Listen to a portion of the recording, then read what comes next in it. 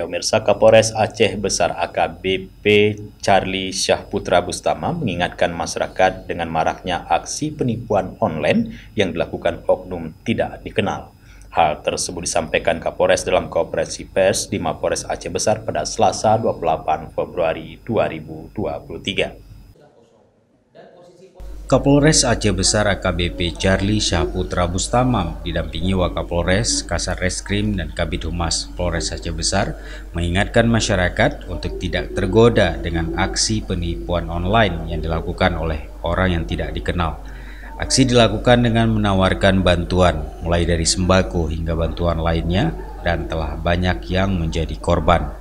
Berikut pernyataan Kapolres Aceh Besar AKBP Charlie Syahputra Bustama tentang adanya orang yang menelpon dengan berbagai macam modus.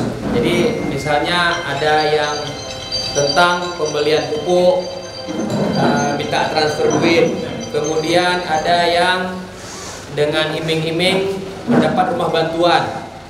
Kemudian yang terakhir kemarin ada juga di wilayah Selimung, itu juga ada masyarakat dengan menggunakan bahasa Aceh. Ya, dengan menggunakan bahasa Aceh, melakukan modus, memang saya tidak tahu lengkap apa transaksinya. Yang jelas masyarakat tersebut mentransfer uang kepada nomor rekening tertentu, yang ujungnya adalah penipuan. Nah, jadi kami berharap kepada masyarakat, tolong hindari transaksi dengan orang yang tidak dikenal. Apakah itu via telepon, apakah dia menggunakan bahasa daerah, apakah mengaku siapapun itu.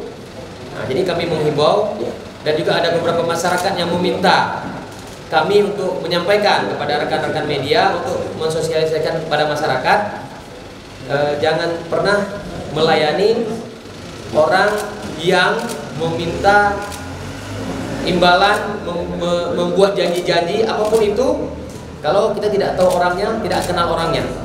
Ya, jadi tolong waspada betul penipuan-penipuan, apalagi kita berhubungan dengan orang yang tidak kita kenal.